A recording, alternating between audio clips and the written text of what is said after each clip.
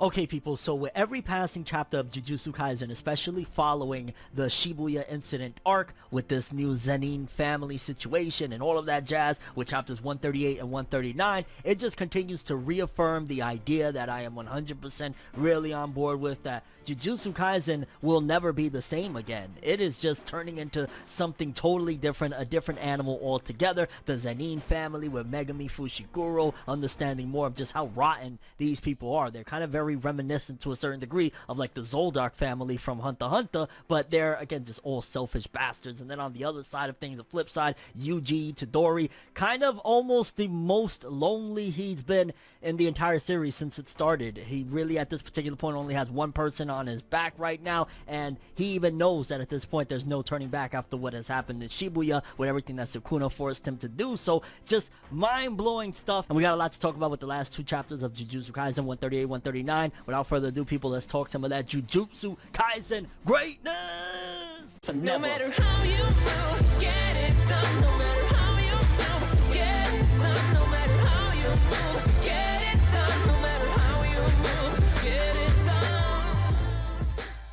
So Jujutsu Kaisen definitely blew open the doors of the Zenin family with chapter 138. We had a lot of build up since then, you know, throughout the series we've seen here and there about the leader, the family, not accepting Megumi, this, that, and the third. Of course, Megumi's family, Toji, like there's a lot of things that we got leading up to this point, but when we got 138, oh my god. For starters, it's very, very clear the Zenin family are all very, very selfish people. They all have their own particular motives. Like, yeah, they're the Zenin family, but even if you look at 138 and the way Naoya, who was supposed to be the leader of the Zenin family, the way he just started thinking about all of them as losers, they're scumbags. Because, I mean, 138 starts off alone with them finding out little by little, like Naoya's understanding that, oh, Maki is the one that's dying, and he starts, you know, criticizing Maki, saying that Mai is actually a good woman. She pretends to be strong, but she knows that she's a woman, while Maki, he just starts talking massive pounds of hogwash about her, and then even says something that is really disgusting and disturbingly sexist. He says any woman who can't walk 3 steps behind a man should get stabbed in the back and die. And I'm like, god damn, Naoya, Zennin, what the? Who hurt you, fam? Say the truth. Because in that chapter we start to find out that the leader of the Zenin family, Naobito, if I'm not mistaken, is on death's door. Of course, he dies in the chapter, but he's on death's door, and we get introduced to a lot of the relatives of potential next in lines to inherit the Zenin family, the roles and everything that, you know, the assets that come along with it. And Naoya basically they're like, yo, no, I'm going to be the head of this family. Like, you know, he's saying to himself for the most part because he's very sneaky and he's just a scumbag and a piece of shit altogether. From everything we've seen so far with this dude, he's an absolute piece of trash. He's thinking to himself how all his family goes one by one, that they're all basically losers. Even his uncle he's talking is a loser. And I gotta lie, of the introductions of a lot of these characters, I really like Junichi, and I'm not sure if we've seen him before. Maybe we have, because my memory with Jujutsu Kaisen sometimes gets a little bit wonky, a lot of detail, but I really rock with Junichi. He's really dope. He reminds me of a character from one of the latest stuff of what's going on in Hunter x Hunter right now. I can't remember his name, but like he just looks like a rugged monster that would kick some major ass. And they even have a little squabble in 138 too that showcases like, no, they all they're ready to go. However, it's shortly lived, as immediately Furudate, this guy, comes in with the will, says bam, Naobito died. The next head of the Zenin family is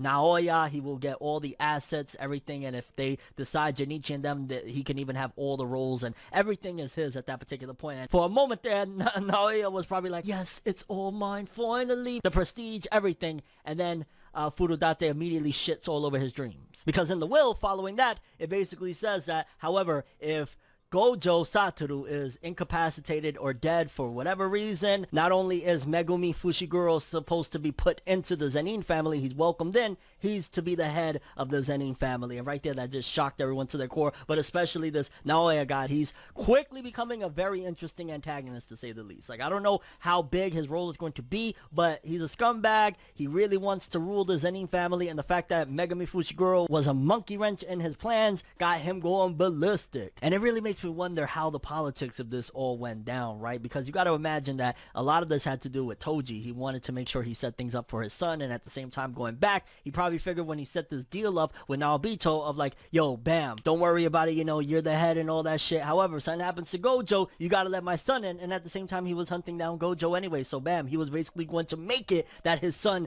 be welcome into the Zenin family, and probably was going to go kill Naobito after, so that way his son can rule the Zenin family. Like, oh my god, I wish we had more of him. Man, I wish we had more of Fushiguro's father. He was something else. And that was a great setup, because then now it's like, bam, okay, I'm gonna go kill Sukuna's vessel, because that's where Megumi is, right? He's hunting down Sukuna's vessel. He's looking for him. Fine, I'll go down. And at the same time in his mind, he's like, I'm gonna kill them both. 2 for the price of 1, fam. But then on the flip side of that chapter, towards the end of 138, I don't know, I just feel really, really sad for Yuji. I feel real sad for where his character is going right now. He's definitely down in the dumps. Everything that happened, he knows at this particular point, there's no going back. There's no turning back. They're not gonna trust him ever again. He's too much of a ticking time bomb. It's like, yo, what Sukuna did, wiping out half of fucking Shibuya and shit, it's a wrap for him. And the fact that he knows that Sukuna is getting stronger, and that there's a plot for Sukuna, that he wants to do something regarding Megumi, like, yeah, right now Yuji is really, really torn. And on top of all that, all he has is this freak, to his mind anyway, this freak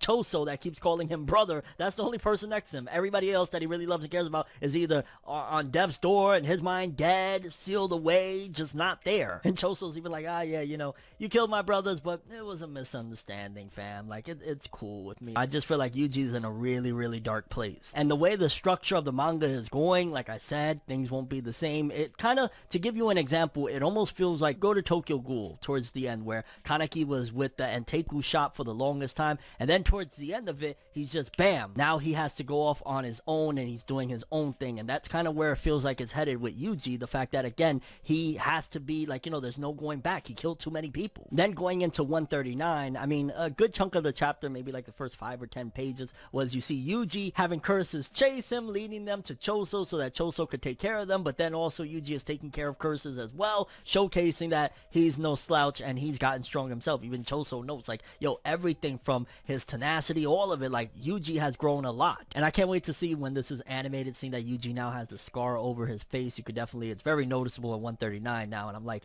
yo, his character design just got a little bit more, just a wee bit more badass, mate. And even at one point, Choso calls Yuji a demon god. I'm like, holy shit. But here's something that was very, very huge, and I don't know if I'm going to put this in the title or not, because this is a very big deal, but it was something interesting that Choso said to Yuji that is making me wonder, what the hell is going on? What power is it that Yuji has, that he's like seemingly manipulated memories? Or is it that Yuji's memories is manipulated? Or is it that reality is getting manipulated? Because he calls Yuji little brother again, and after a certain point, Yuji's like, yo, fam, you still calling me that? Like, yo, what's wrong with you, bro? You alright? You sick in the head? What's good? And Choso's like, nah, it's okay. You'll recollect eventually. And then says, your father had stitches on his forehead, didn't he? Okay, people, so I'm not sure why it didn't hit me sooner, but as I'm editing this video, I had to throw this in there, because this is breaking developments of a theory that I have regarding Yuji's father. This might be huge. It might be nothing. Again, I wish I thought of this sooner, but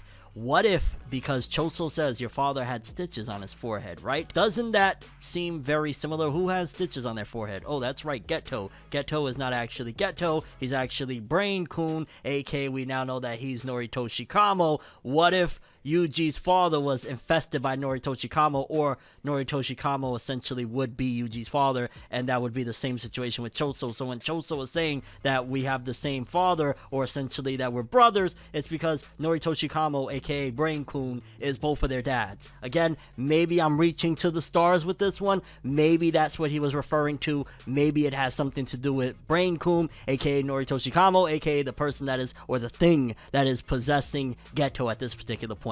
You guys let me know, but I just had to throw this in there as I'm editing. I'm like, holy shit, this makes so much sense. Let me know. Unfortunately, the scene gets interrupted, but for a moment, a panel or two, you see Yuji's face looks very surprised and shocked, and it's not really clear if he's shocked of like, wait, my father did have, or he doesn't remember what his father looked like, or what was going on there. So it could very well be that maybe his father did have stitches on his forehead. Maybe there's something there. Maybe Yuji's power is that he's augmenting reality, and that's what happened between him and Todo all the way back then, and also him and Choso now. Maybe he changed reality. Maybe really that is his father, or maybe all along Yuji's the one that's just slowly remembering things. Like, something really bizarre is happening. But unfortunately, we can't get clarification on Yuji's father now. Oh, that would have been so cool. Because Naoya shows up and he's like, oh shit, no Megumi, damn, I'm quick, fam. And he informs Yuji, oh, by the way, in case you don't know, because clearly you're not hiding or anything, so you don't know, like, your death sentence has been put back on the table. Like, I could take you out right here, right now, fam. You are the ops. And even proceeds to say, well, yo, my business is here with Megumi, but I'm gonna break your fucking legs, fam. I'm gonna break your legs. We start here. Give me them legs. Come on. And he's just a real slime ball because he's like, I'm gonna have Megumi die, but he'll write a little something for me first. Basically, he's gonna try and have Megumi write a new will or something along the lines of that in order to have him, Naoya, become the official head of the Zenin family. Because as it stands right now, Megumi is the head of the Zenin family, and he wasn't even welcomed just an hour ago. And it starts off seemingly Naoya is giving them a little ass whipping. Like, it looks like he knocks Yuji in the face for a moment, and then he's too quick that they can't even really keep up with him. And Choso's like, maybe that's a curse technique, what the hell. But at the same time, it doesn't look like Naoya is completely outdoing them, because he does give them credit saying, whoa, I thought this was about to be a walk in the park. So it's not like he's drastically in another dimension of power than them. I mean, we gotta remember, Yuji has improved immensely, especially of course since the beginning of the series, but even after Shibuya, and Choso's no slouch. And then the end of 139, they all sense something, and it's even creepier than Gojo. They thought it was Gojo at first. They're like, yo, that's even creepier than Gojo, what the hell, which showcases that Yuta is on another playing field than he ever was in Jujutsu Kaisen 0. And that prequel series, which, can they restock it already? I want to buy it. But in that prequel series, he was nothing compared to what he is right now, that they sense him and they're scared and comparing him to Gojo. And then Yuta says, you're not alone, and I'm assuming he's referring to Naoya, of like, yo, he's going to help him because obviously he's the one that's alone. Or maybe he was talking to Yuji, I don't know, that could be a plot twist there. But yo, we're here, Yuta versus Yuji already. I thought this was going to be like 10 chapters, 20 chapters, 30 chapters down the road, a year later even. But yo, we're already about to throw down old MC versus new MC. This is bonkers. And honestly, like I started this video, I will reiterate it one more time, Jujutsu Kaisen will definitely never be the same after these last couple chapters, after where we're at right now. The Shibuya incident just in totality changed everything. The death of Naobito changing the Zenin family structure. Naoya feeling like he gotta kill Megumi. Megumi rising as now he's essentially the head of the Zenin family. Yuji basically being a wanted 5-star Grand Theft Auto criminal. It's nuts. But I'm curious what you guys think. And again, I said this in my last manga video, but I'll say it one more time. Yuta or Yuji? Who has it? And do you think that Yuta's even going to kill Yuji? Maybe he's bluffing and this has all been BS and he's lying to the uppers, the authorities and shit like that, and he believes in Yuji for whatever reason. And how you think it's all gonna play out? Like, yo, if they're comparing Yuta, what he feels like his cursed energy, to Gojo,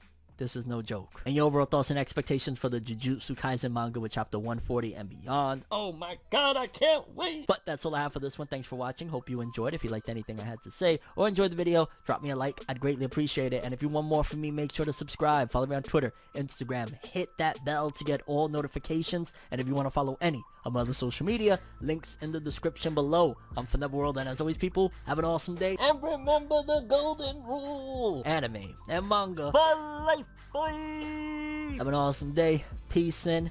And yo, this manga, how can you not stand this manga? This manga's amazing. Let's go, baby. Jujutsu Kaisen greatness.